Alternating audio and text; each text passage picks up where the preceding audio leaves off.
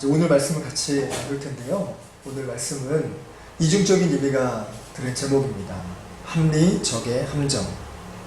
합리적의 함정이라는 이중적인 제목의 이중적인 뜻을 가진 제목으로 같이 은혜의 말씀을 나누기 원합니다. 제가 그 신학대학원에서 이제 공부를 할 때 배웠던 인물이 하나 있습니다. 그게 누구냐면 윤치호 선생입니다. 이 사람은 어릴 때 원래는 유교적인 집안에서 자랐는데 복음을 전해 듣고 기독교인이 되었습니다. 특히나 이제 감리교인이 되었습니다.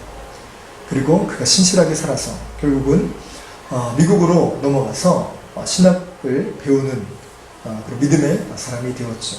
그리고 이 중에는 또 에모리에서 공부를 하고 많은 서양 문물들을 배우고 돌아와서 우리나라에 적지 않은 영향을 끼쳤고 이제 이 관리에 올라서 우리나라를 개화하고 계몽하는데 큰 힘이 되었던 지식인이었습니다.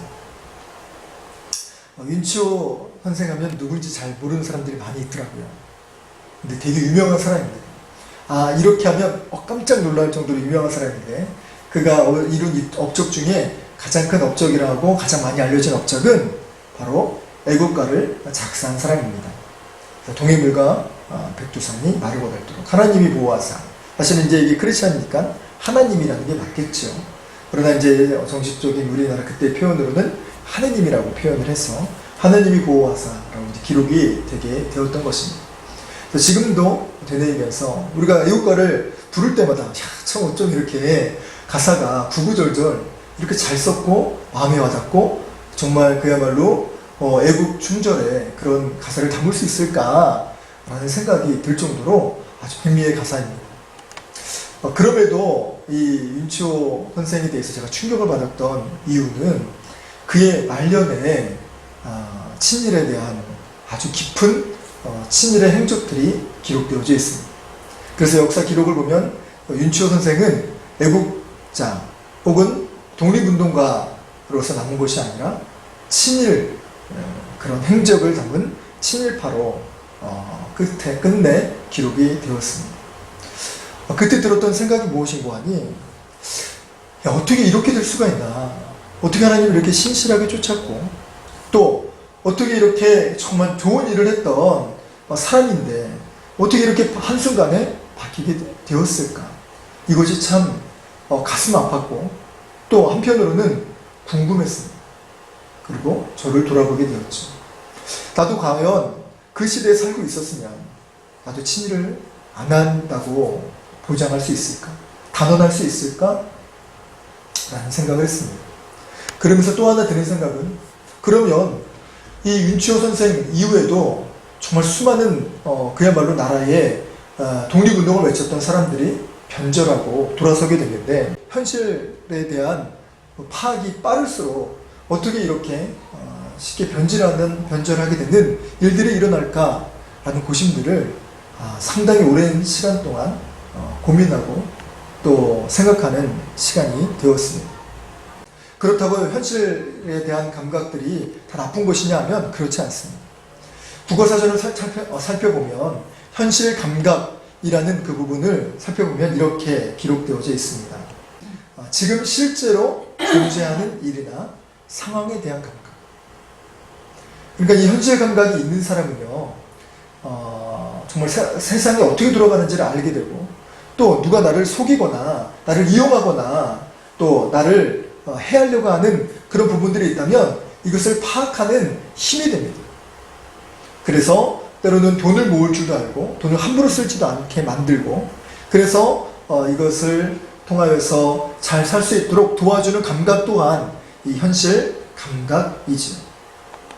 그렇게 현실 감각이 없으면 사회에서 도태되거나 혹은 인생을 낭비하는 삶으로 치닫게 됩니다. 그렇기 때문에 현실 감각이 매우 중요하죠. 그러나 이 현실적이라는 이 부분들이 심각해지면 자신도 모르게 합리화하는 사람이 되어버린다는 것입니다. 이상도 없어지고 꿈도 없어지고 오로지 생존만을 위해 살아가게 되는 것이죠. 이것이 믿음으로 들어오면 더 심각해집니다. 현실이 그렇잖아요. 그래서 이론과 현실은 다르다는 말을 하죠. 그래서 하나님 말씀을 쫓아가 이렇게 현실에 다가가다 보면 어쩔 수 없다고 이야기를 하는 사람들이 많이 생깁니다. 여기서 끝나면 괜찮은데 더 지나치게 되면 우리의 범죄함도, 우리의 불순종도 이렇게 합리적이라는 그 테두리 안에 합리화시키는 그런 우를 범하게 됩니다.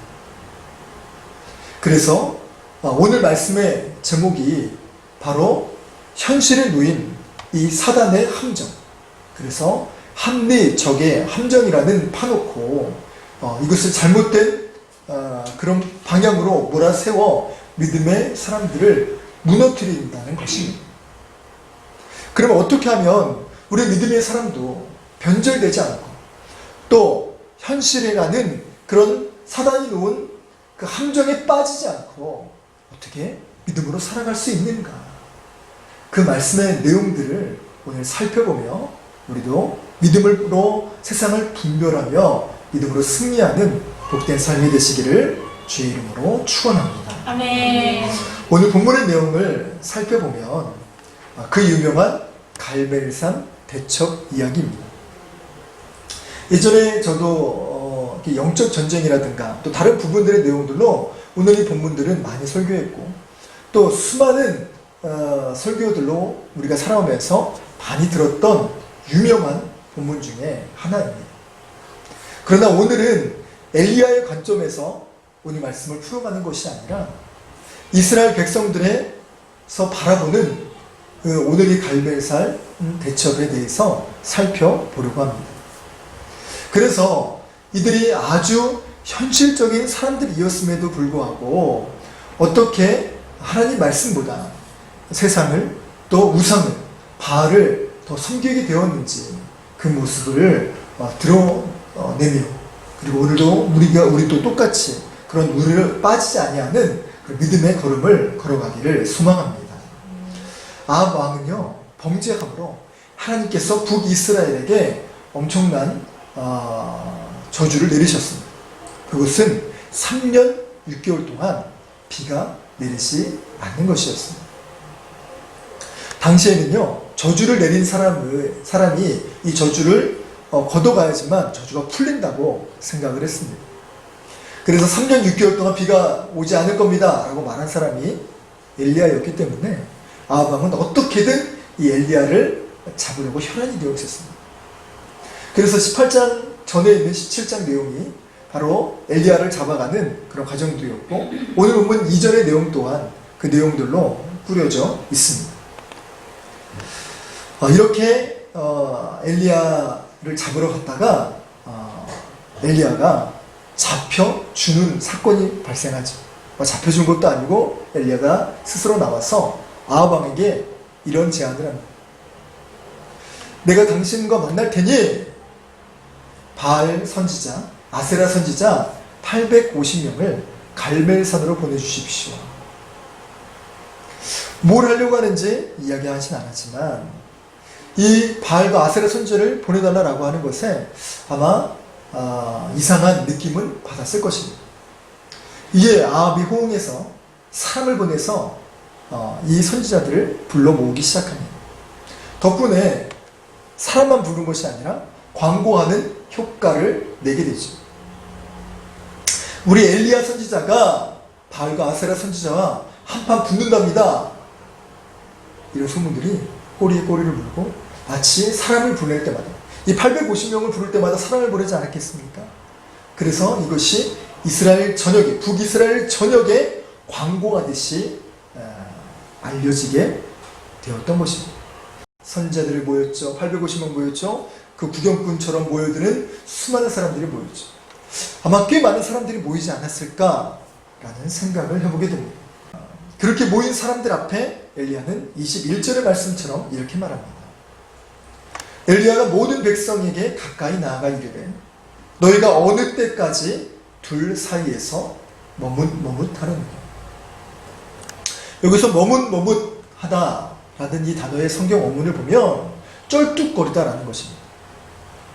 여기엔 두 가지 의미가 있는데, 어떻게까지 왔다 갔다 할 것이냐라는 뜻도 있지만, 너희들이 언제까지 정말 몸이 불편한 사람처럼 이렇게 온전치 못한 행동을 하느냐라는 뜻이지. 이스라엘 백성들은요 3년 6개월 동안 이 지속적인 가뭄으로 극심한 고통을 받고 있었습니다.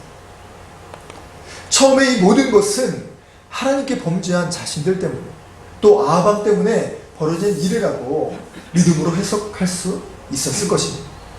그러나 시간이 갈수록 그들의 고통이 과중되고 힘들어지면 질수록 아마 엘리야를 향하여, 또 하나님을 향하여 비난의 화살, 원망의 화살을 쏘아보내지 않았을까 라는 생각을 하게 됩니다.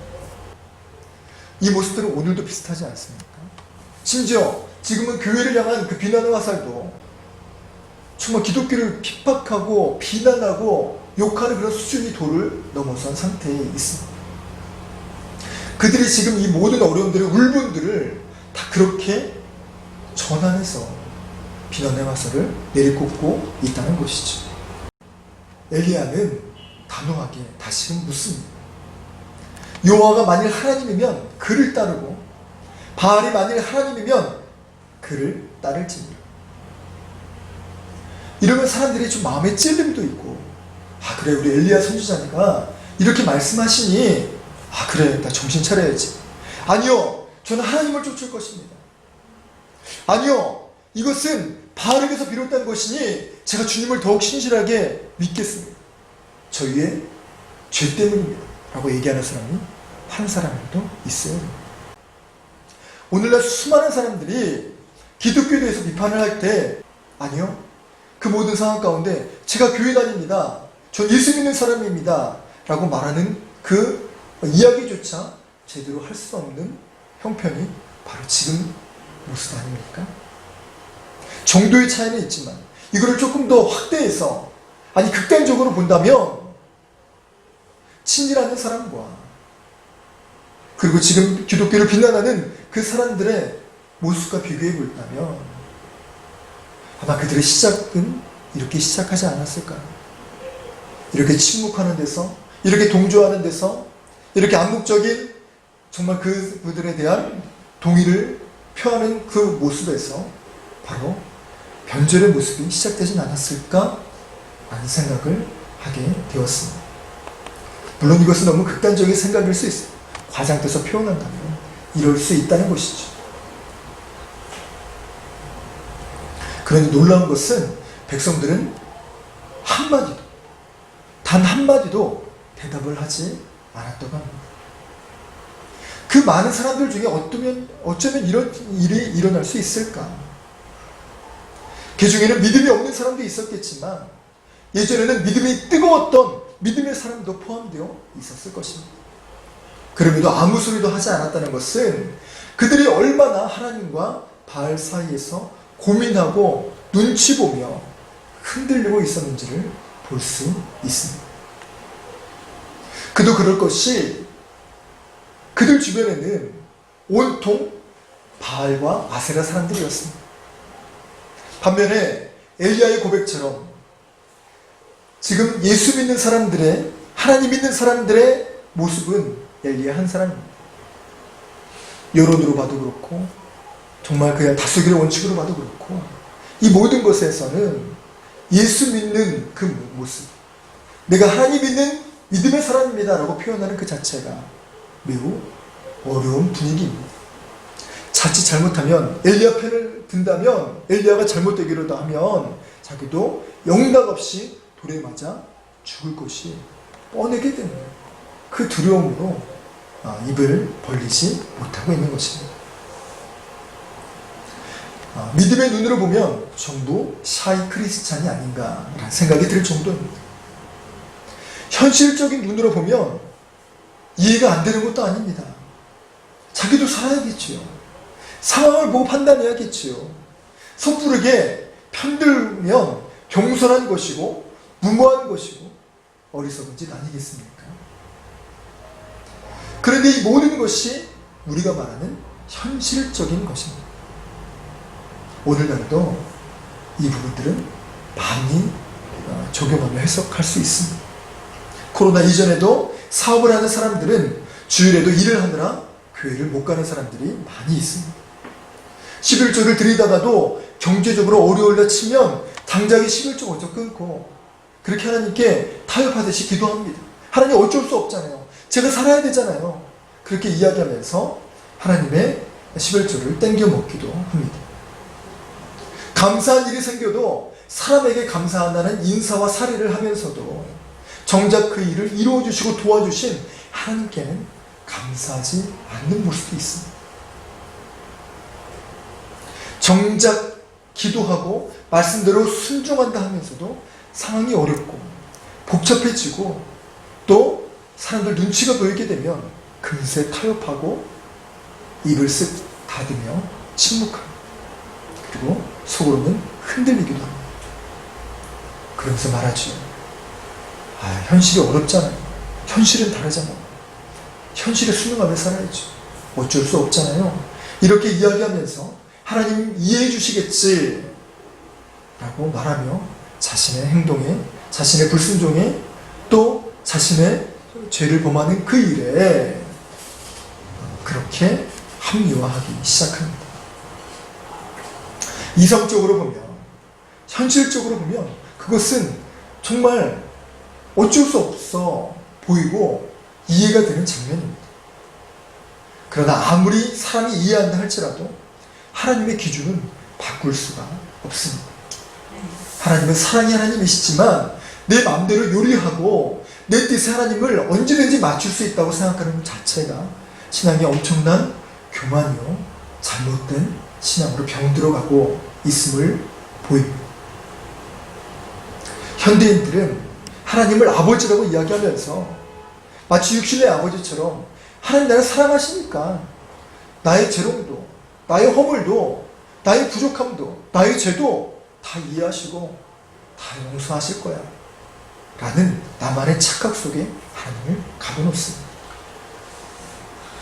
이러한 모습이 엘리야 시대, 그리고 정말 일제강점기 시대, IMF 시대, 또 지금 이 코로나 시대에 계속해서 반복되며 일어나고 있는 현상입니다. 생존을 위해서 친일하고 정말 일제의 편을 드는 그것과 얼마나 결이 다르겠습니까? 저 같아도 저는 그렇지 않습니다라고 정말 확언하고 단언하기 어려운 부분들이 있습니다. 나도 과연 정말 그 부분들에서 죽음을 각오하고 나는 그렇게 이야기할 수 있을까?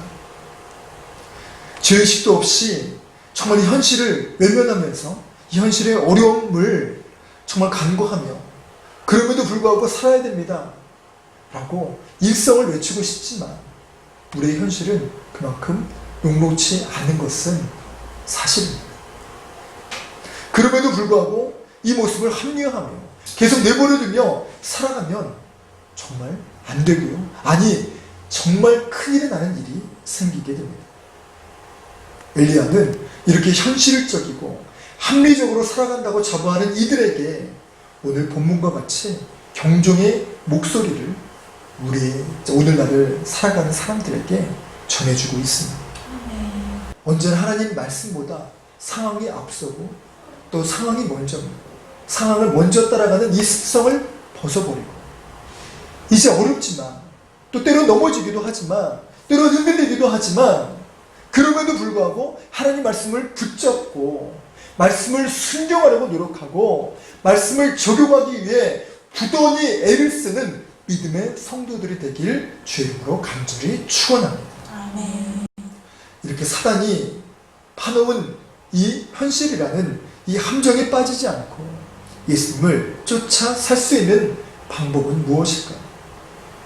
그중 첫 번째는 세상 방법, 우상이 소용없다는 것을 깨달아야 합니다. 26절에서 29절의 말씀을 보면 바알과 아세라 선지자들의 모습이 나옵니다. 이걸 자세히 살펴보면 그들의 신심이 결코 얕지 않음을 보게 됩니다. 모습만으로는요 웬만한 사람보다 웬만한 목사보다 나은 것처럼 보이기도 합니다. 그러나 안타깝게도 그들의 노력은 헛되었습니다. 아무런 역사가 일어나지 않았고 오히려 시간만 낭비하고 그들의 몸만 상하게 되었지. 이것은 오늘날도 마찬가지입니다. 우상을 숭배하는 사람들의 결과는 이렇습니다. 그들의 신심을 살펴보면 눈물겨울 정도입니다. 삼보일배를 하고요, 일천배를 하고요, 오체투지를 하고요, 백일치성을 드리기도 합니다. 심지어 수천만 원을 구타하는 데 쓰기도 합니다. 그래서 집안이 고돌날 정도 이 사람도 보기도 했습니다. 이사를 가려 해도 손을 가려서 택해야 한답니다. 어떤 날은 물 있는 곳을 피하라고도 합니다. 부적을 쓰라고 해서 중요한 것을 꼭 지니고 살라고 하기도 하죠.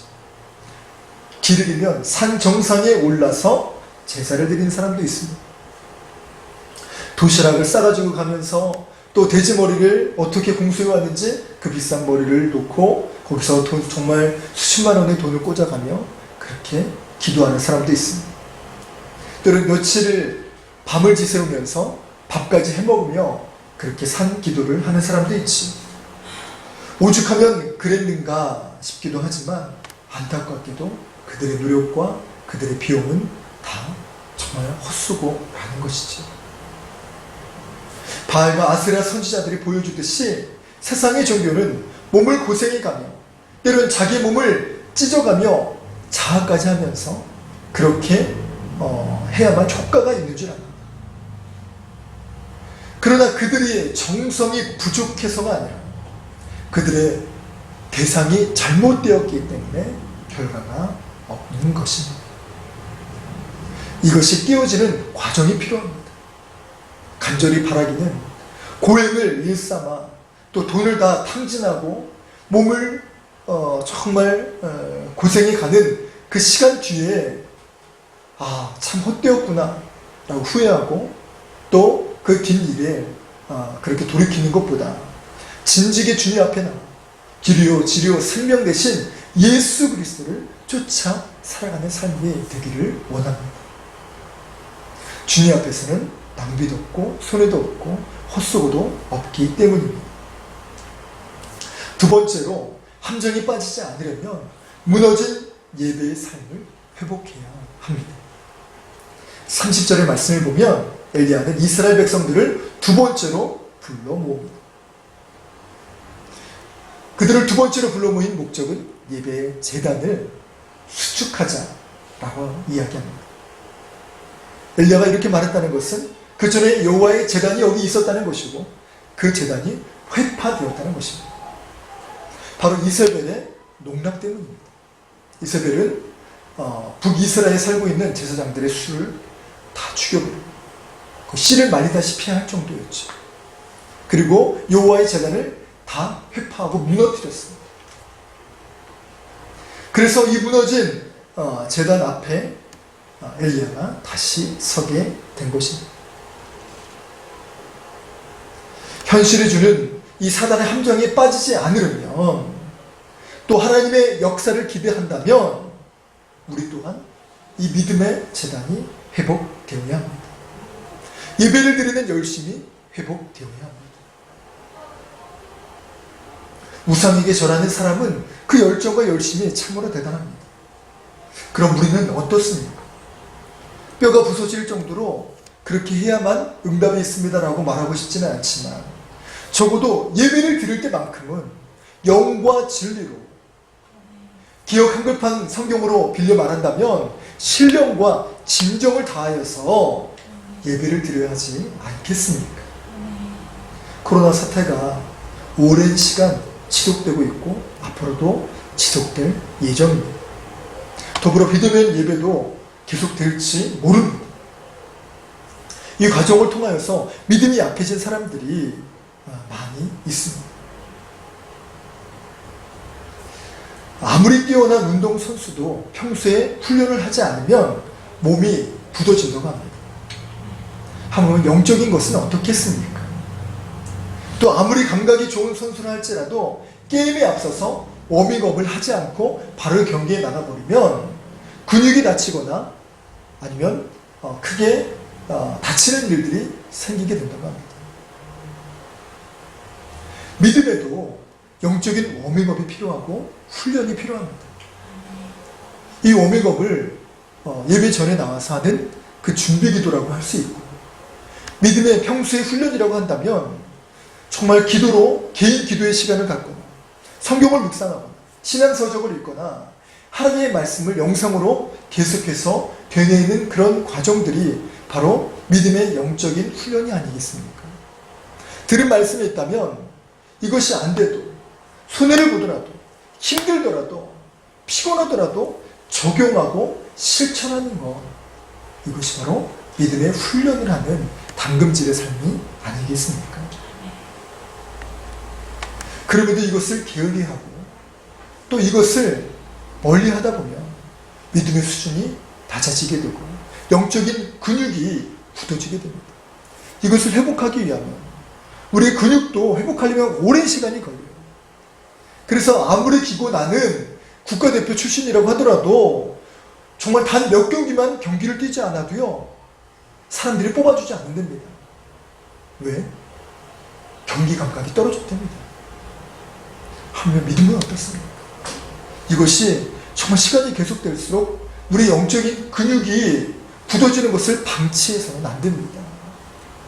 그럴 때일수록 정말 이 믿음의 폼이 무너지지 않도록 기도의 열심, 믿음의 열심, 말씀 적용의 열심을 정말 더욱더 부단히 해야 할 것입니다. 우리 믿음의 현 주소는 어떻습니까? 나는 어떻게 예배를 드리고 있습니까? 나의 믿음의 훈련의 모습은 어떻습니까? 오늘 본문 31절의 말씀을 보면 한 가지 독특한 장면이 나옵니다. 그것은 엘리야가 12돌을 취하였다는 것입니다. 이런 묵상이 되었습니다. 왜 꼭 12돌일까? 아마 눈치가 빠르신 분은 그 12지파잖아요. 근데 성경을 자세히 살펴보면 하나님께서 엘리야에게 너 12돌을 취하라 라고 이야기하는 장면이 나오지 않습니다. 물론 개인적으로 엘리야에게 이야기하실 수도 있어요. 그런데 오늘 본문 내용만으로 본다면, 또 성경학자들의 분석에 따라 보면 그 어떤 곳에서도 하나님께서 지시하셨다는 내용이 담아있지 않아요. 다만 엘리야가 왜 그런 행동을 했는지 그 뒤에 내용들을 보면 그것을 유추해 볼 수 있습니다. 제단을 쌓고 다시금 회복하면서 엘리야는 이 12돌을 제단 주변에 쌓기 시작합니다. 제단을 쌓으면서 저라면, 아니 저보다 뛰어난 믿음의 선지자라면 기도를 하지 않았을까요? 그게 정말 12지파를 상징한다면 돌 하나를 쌓을 때마다 하나님, 우리 정말 레위지파를 세워주옵소서. 그 레위지파는 12지파에 안 들어갔죠. 우리 정말 하나님께서 우리 시므온 지파를, 하나님 우리 정말 아셀 지파를, 우리 에브라임 지파를, 우리 므낫세 지파를 하나님 회복시켜 주옵소서 라고 기도하지 않았을까? 그래서 온 백성이 죽기로 돌아오기를 중보하며 이 돌을 쌓지 않았을까 라고 생각이 됩니다. 우리의 믿음의 성도들도 이렇게 제단을 회복하며 기도하는 삶이 되기를 원합니다. 나의 회복이 물론 중요하지만 우리 주변에서 아직도 예배의 참 능력과 또 정말 영적인 믿음의 근육을 잃어가고 있는 그들의 모습을 바라보면서 그들을 위해 중보하며 기도해야 되지 않을까 싶습니다. 더 나아가 정말 주님을 알지 못해 헤매는 사람들, 또 대한민국의 모든 정말 교회의 성도들이 이 코로나로 인하여서 힘들어하는 이 과정들을 보면 나라 민족을 위해 기도해야 되는 그런 필요성이 있지 않을까 생각됩니다. 그래요. 결국 열방이 주께 돌아와 예배드리는 삶이 될 수 있도록 기도하는 우리 히스토리의 성도요, 또 믿음의 정말 발걸음이 되기를 간절히 소망합니다.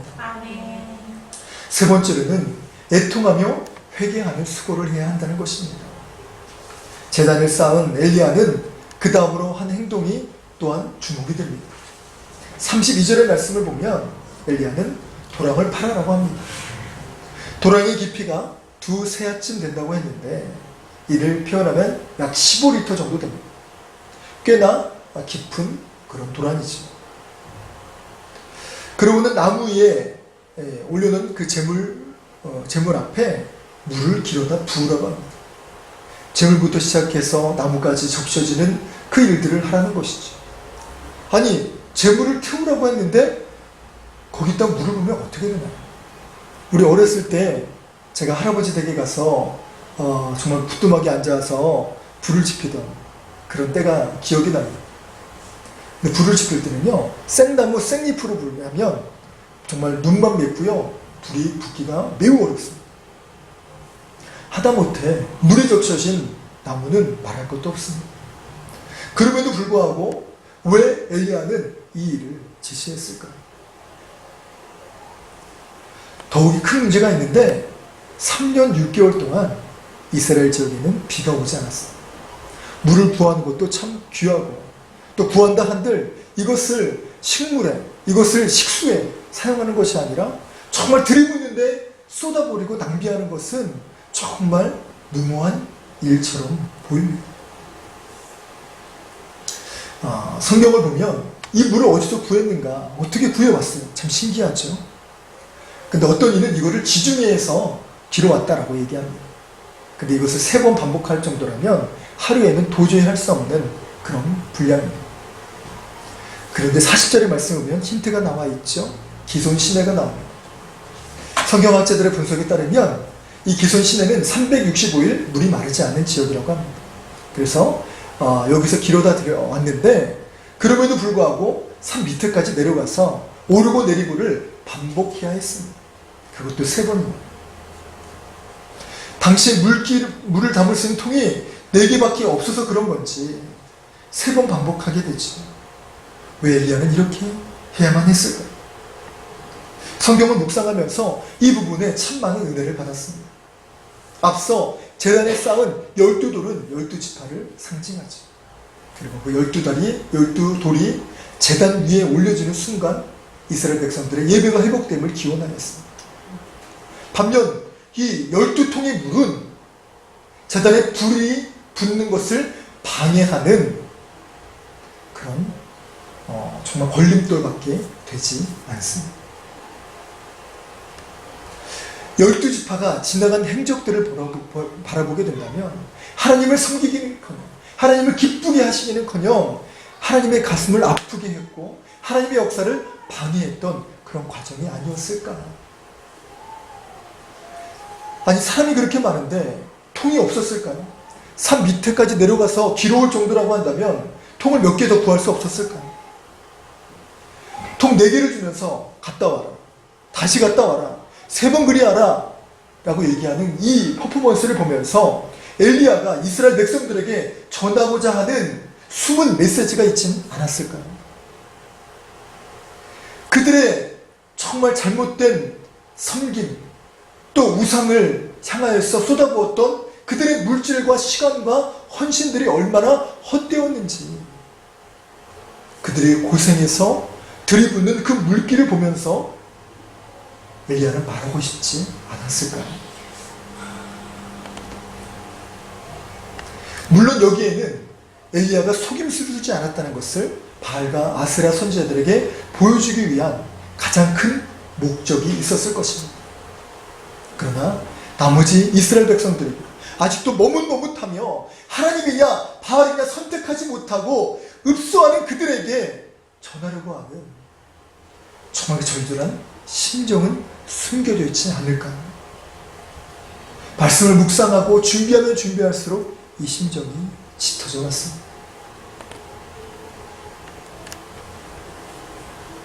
이스라엘 백성들의 과거의 삶은 우상에게 속아서 그들의 재물을 드리고 그들의 시간을 낭비하며 그들의 삶이 이 물을 붓는 그 모습과 너무나 닮아 있었습니다. 지금 그들에게 이 말을 해봤자, 너희들 헛고생했어 라고 말을 해봤자 받아들이지도 않고 이해도 못할 그들에게 이러한 정말 물기름 퍼포먼스를 통하여서 그들을 깨우치며 하나님의 심정을 전달하려 했던 것은 아닐까 싶습니다. 그런 면에서 오늘날 우리의 모습은 어떻습니까? 어디에 돈을 쓰고 있고 어디에 시간을 쓰고 있습니까? 지금 인간의 눈으로 보기에는 참으로 납득이 가능하고 참으로 그럴 수 있어, 아유 그렇게 해도 돼 라고 하는 지극히 현실적인 내용일 수 있습니다. 그러나 하나님의 눈으로 보실 때는 어떠할까요? 현실이란 장벽에 가로막혀서 아무리 말해도 납득하지 않고 받아들일 준비가 되지 않는다면, 그래서 이것 때문에 하나님께서 이 코로나라는 정말 거대한 그런 정말 퍼포먼스를 진행하고 계시는 것은 아닐까라는 묵상이 되었습니다. 신기하게도요, 이 코로나로 인하여서 해외여행 길이 막혔습니다. 대부분의 문화예술 공연이 막혔습니다. 물론 여기에 종사하고 있는 분들은 참으로 뼈아픈 일이긴 하지만 여기에 담겨진 메시지는 무엇일까요? 여행도 정말 그야말로 음주가무, 향락, 여흥, 이 모든 것보다 앞서서 중요한 것이 있다라는 것을 말하려고 하시는 하나님의 숨겨진 메시지는 들었지 않을까요? 정부가 아합이라는 말은 아니지만 당시 아합은 제사장들을 죽이기까지 하면서 하나님께 제사 드리는 것을 막았습니다. 그로 인해 민족의 신앙이 무너지기 시작했지. 우리는 이 과정을 그냥 넘겨보아서는 안 됩니다. 우리도 그간 비대면 예배를 통하여서 예배드리는 삶이 얼마나 소중했는지, 또 그간 얼마나 소중한 시간들을 낭비하고 있었는지를 깨닫게 되는 시간을 보내고 있습니다. 그간 우리의 죄됨과 허물, 낭비와 어리석음을 놓고 하나님이 책하시는 과정은 아닌지 돌아보기를 원합니다. 시내까지 오르내리는 그 수고를 하듯이 우리 또한 회개의 수고, 기도의 수고를 마땅히 해야 하는 것입니다. 그리하여 믿음이 회복되고 더욱 깊어지는 믿음의 사람 되시기를 소망합니다. 이제 마지막으로 네 번째, 하나님의 능력을 경험해야 합니다. 우리가 예수를 믿되 예수의 능력을 경험하지 않으면 참으로 허무하고도 허탈하고 또 아무것도 없는 껍데기밖에 없는 그런 신앙생활을 하게 될 것입니다. 그럼에도 불구하고 오늘날 이렇게 신앙생활을 하는 사람이 있다면 참으로 통탄한 일일 것입니다.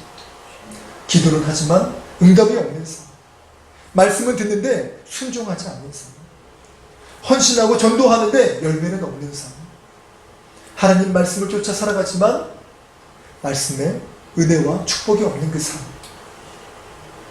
그렇다면 이 삶은 뭔가 잘못된 것은 아닌가 점검을 해야 합니다. 갈멜산 대첩에서 엘리야가 보여주려고 했던 것은 불쇼가 아닙니다. 자신의 능력을 보여주기 위해 나 이렇게 대단한 사람이야 라는 것 또한 아닙니다. 그럼 무엇입니까? 36절의 말씀처럼 하나님이 하나님 되신가, 내가 주의 종인가, 37절의 말씀처럼 이로 인하여서 이스라엘 백성이 죽기로 돌아가기 원하는 것, 이것이 바로 이 갈멜산 대첩에서 이루어지는 이 정말 하나님이 보여주시고자 하시는 메시지인 것이지. 이를 쉽게 한마디로 정리한다면 하나님은 누구신지, 내가 누구인지 정체성과 존재감을 확인하는 일입니다. 이것은 바로 예배를 통하여서 드러날 수 있고 체험할 수 있는 일입니다. 하나님이 하나님 되심을 고백하는 것, 이것이 바로 찬양이요 예배입니다. 예배를 통하여서 내가 하나님의 백성을 확인받는 그 시간이 임하게 됩니다. 우리 현실이란 장벽에 둘러싸여 하나님을 제대로 바라보지 못하고 하나님의 뜻을 제대로 이해하지 못한다면 헛된 것에 마음을 쏟고 시간을 낭비하는 것과 별반 다를 바가 없습니다. 그래서 오늘날 정말 엘리야를 통하여서 우리에게 다시금 들려주시는, 그래서 현실만 핑계대고 있는 오늘의 삶을 경고하고 계십니다. 하나님을 통하여서 물로 적셔진 그 재물, 그 담을 태우는 그 역사를 경험할 때에 이스라엘 백성들은 회개하고 주께 돌아오게 되었습니다. 오늘날도 마찬가지입니다. 오늘 우리 같이 정말 우리 구준서 집사님 찬양 인도하셨던 것처럼 불을 내려주셔서 성령의 불이 죽어진 내 영혼 다시 살릴 수 있도록, 아멘. 민족과 열방을 위하여서 쓰임받는 주의 제물이 될 수 있도록 하나님 주의 불길이 임하여 이 예배를 통하여 우리가 기도를 할 때 우리 삶의 현장 가운데 주님을 의지하고 붙들 때 성령의 불이여 임하여 주옵소서. 아멘. 우리의 죄악을 태우시고 우리의 불순종을 태우시며 정말 현실이라는 이 함야에 녹아진 함정에 빠진 우리를 태워서 건져 주옵소서. 아멘. 예배를 통하여 하나님의 능력을 회복하기 원합니다. 아멘. 하나님을 경험하기 원합니다. 아멘. 이렇게 우리 믿음의 성도들 힘들수록 코로나가 지속되면 지속될수록 어려워지는 이 상황 가운데 더욱더 주님께 매달려 하나님의 임재를 깨닫고 성령의 불길을 경험하시기를 소망합니다. 아멘. 그리하여 이 어려운 가운데서도 주님 앞을 간절히 예배하고 믿음으로 하나님의 능력을 멋지게 더욱 경험하는 믿음의 역사 또 승리의 과정이 되길 주 예수 그리스도의 이름으로 간절히 축원합니다. 아멘. 정말 하나님께 오늘 말씀을 기억하고 상고하며 우리 같이 찬양하기 원합니다.